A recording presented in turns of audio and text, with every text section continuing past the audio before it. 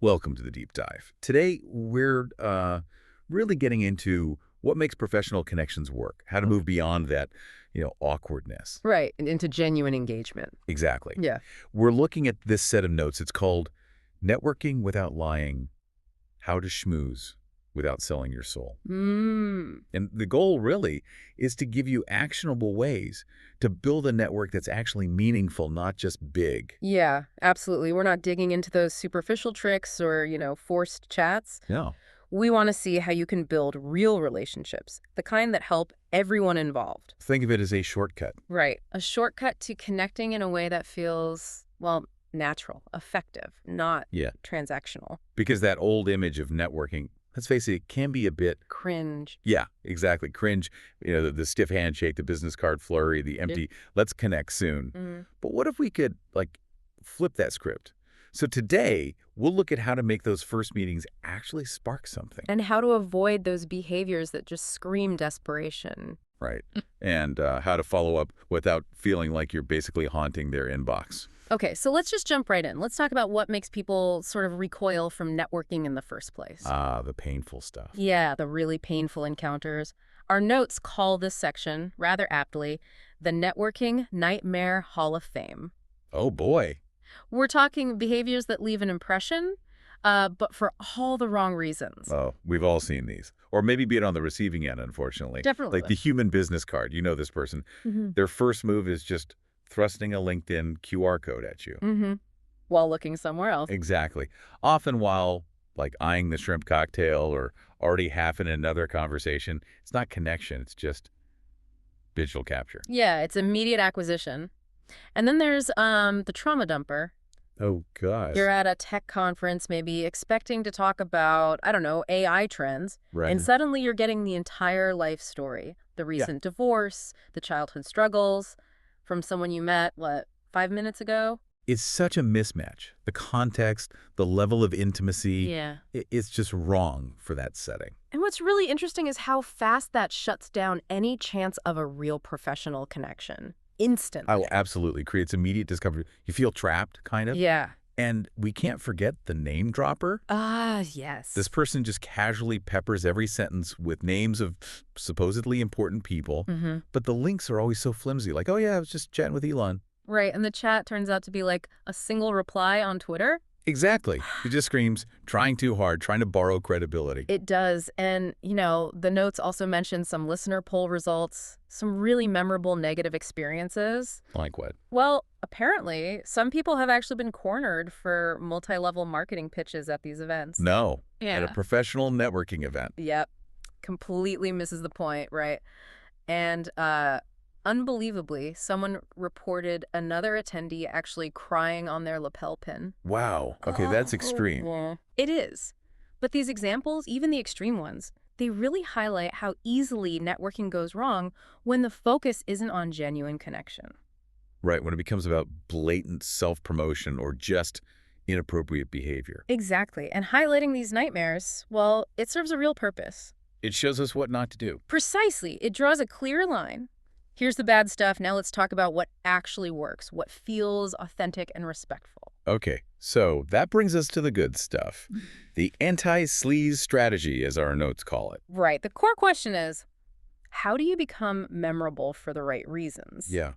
How do you connect without being pushy or just fake? Well, the notes have some really refreshing ideas, actually, moving beyond those awkward transactional bits. I like the sound of this. What's first? Okay, first up is something called the two truths and a lie opener. Oh, like the game? Exactly like the game. So instead of the usual kind of robotic, so what do you do? Yeah, which can feel a bit like an interrogation sometimes. Right. Instead, you offer 3 quick personal statements, 2 true, 1 false, like, okay, I've lived in 3 countries, I absolutely hate avocados, and I've never seen Star Wars. Huh. That's immediately more interesting. It is. It's instantly more engaging. It invites the other person to play along, makes it lighthearted, and it makes you way more memorable than just reciting your job title. That makes sense. It lowers the stakes, kind of. Yeah. Shift focus from just professional stuff. Yeah, to a shared moment of playful discovery. Another really good one is the reverse pitch. Okay, what's that? Instead of launching into your spiel, your elevator pitch, That's what most people brace themselves for. right, you immediately turn the spotlight, ask something like, tell me about your work, what's exciting for you right now? Putting the focus on them. Exactly. And then this is the crucial part. You actually listen, show real interest. People respond so much better when they feel genuinely heard. That feels way more human-centered. It sets up a give and take right away. It does. And then there's the no agenda agenda. Intriguing name. This one's about reaching out proactively, but without an immediate ask. Okay. So you just share something you think they might find useful or interesting. Maybe an article related to their field, a piece of research, a helpful tool. With no strings attached. No strings attached. Yeah. It's purely about offering value, building goodwill, showing you're actually thinking about them and their interests. That sounds like a longer game. It is. It's a powerful long-term strategy. You build this reputation as someone helpful, someone genuinely invested in others' success. It builds trust. Which is the foundation, really. Exactly. Now, the notes do have a critical pro tip here. Ooh. Be careful with the vague, let's collaborate. Yeah, I've heard that one. Right. If you say that with zero specific ideas, well, the notes compare it to being a networking vampire. Okay. A bit draining. Implies you want them to do all the work figuring it out. Pretty much. Concrete suggestions, even small ones, show you've actually put some thought into how you might mutually benefit. Got it. Specificity matters. Okay, so you've had a good initial chat. You avoided being a vampire.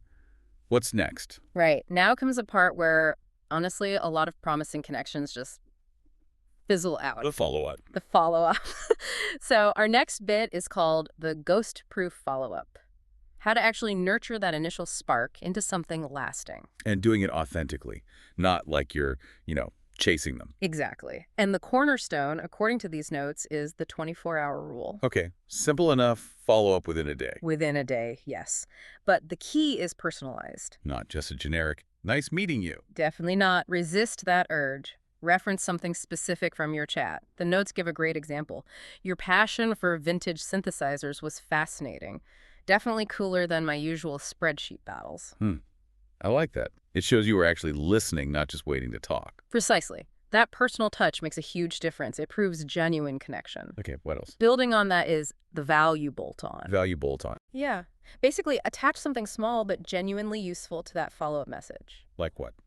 Could be anything relevant, a link to an article you discuss, maybe a podcast episode they might like, a useful template, even a funny meme about their industry niche if the vibe is right.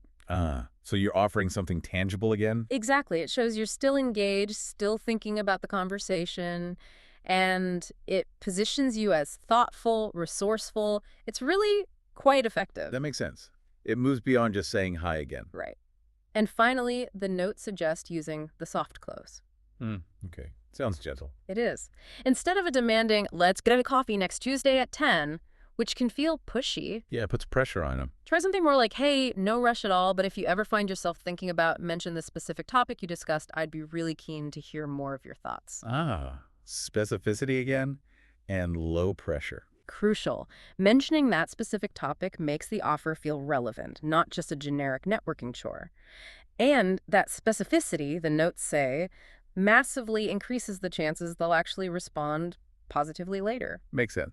On the flip side, the notes had a shame file example. Yeah, a cautionary tale. The example was a follow-up message that just said, remember me, we met in 2017. No personalization, no context, nothing. Exactly. A perfect example of how not to try and rekindle a connection. Just don't do that. Noted. Okay, now, what about people who find this whole networking thing, especially big events, just draining? Yes. Introverts. This is a big one. It really can be. So the next section is tailored for them. Networking for introverts, or how to hide in plain sight. Strategies for navigating these things without feeling totally wiped out. Because that pressure to be constantly on, chatting with big groups, it's exhausting if you recharge alone. It really is. So one tactic the notes suggest is the wingman gambit. Like in Top Gun? Sort of, but less flying, more finding another soul who looks equally overwhelmed. Seek out a fellow introvert on the sideline. Exactly. Strike up a conversation with them. You can kind of navigate the event together, offer each other mutual support, a bit of a buffer zone. I like that. Safety in numbers. Another really practical tip. The two conversations and out rule. Right. Instead of feeling like you have to work the whole room, meet dozens of people superficially, set a manageable goal. Like aim for just 2 meaningful conversations. Quality over quantity. Precisely. Once you've had those 2 good chats, give yourself permission to make a graceful exit. The notes have a funny example line. I just need to refill my water in another country. Yeah. A polite escape hatch. Exactly. It's about managing your energy, prioritizing depth over breadth. And what if even that feels like too much face-to-face? Then there's the digital dodge. Using the internet. Yep. Leverage platforms like LinkedIn, but after the event, engage thoughtfully, comment on their posts, share relevant things, send a personalized message referring back to the event or a shared interest. Lower pressure. On your own time. Exactly. It's a great way to nurture connections without the intensity of the live event. The notes had a case study too, right? They did, a really compelling one. A listener who actually landed a job by connecting with someone purely through DMs. Wow. How they bonded over a shared, pretty niche hobby they discovered on the person's professional profile. No forced small talk, just a genuine connection about something they both loved. That's fantastic. It shows networking isn't always about schmoozing in a crowded room. Not at all. So even if the thought of a conference makes you want to, hide under a table. Which is sometimes tempting. Right. There are definitely ways to build your network that feel more comfortable and aligned with how you operate.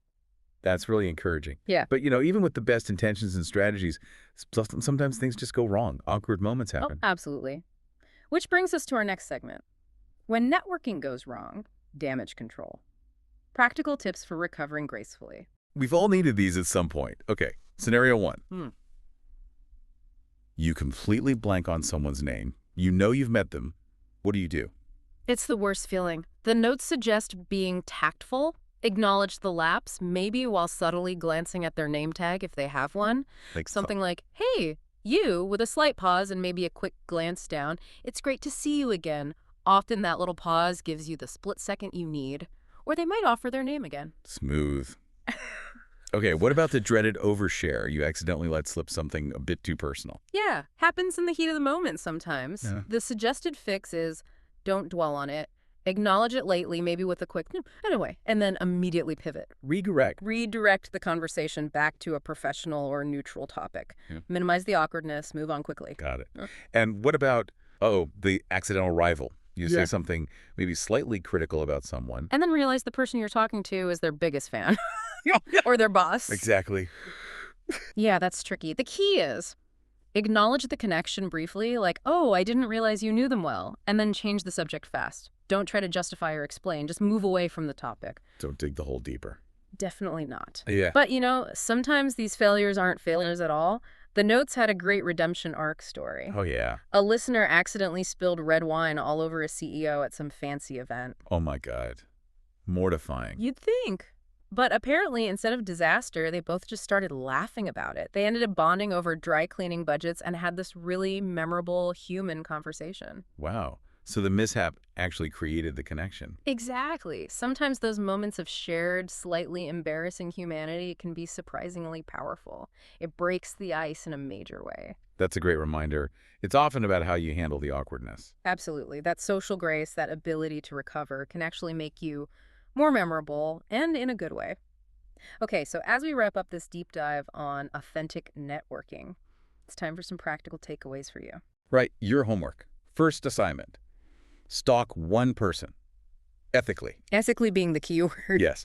Find someone you genuinely want to connect with. Yeah. Then do a little light digging, LinkedIn, company website, maybe mutual connections. Find a non-creepy common ground. Like Buckosite. Same university. Maybe you volunteer for similar causes. Share a weird hobby. Even a mutual dislike of, corporate jargon. Okay. Use that genuine point of connection as your opener. Much better than a cold outreach. Makes sense. What's task number 2? Task 2.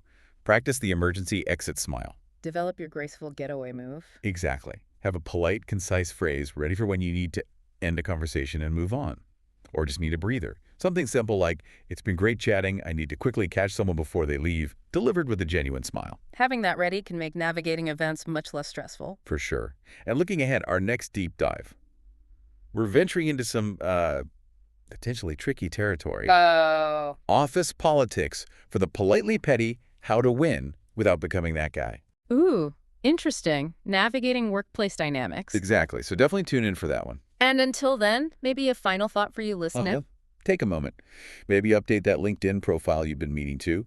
Perhaps mute some of these relentless hustle culture posts if they're not serving you. Good advice. And just remember, at its core, good networking isn't really about collecting contacts like trading cards. No. It's about cultivating genuine relationships. Think of it like making friends. Friends who just happen to have interesting professional lives. And maybe, just maybe, you can help each other out down the line. Well said. It's about connection, fundamentally. Thanks for diving deep with us today.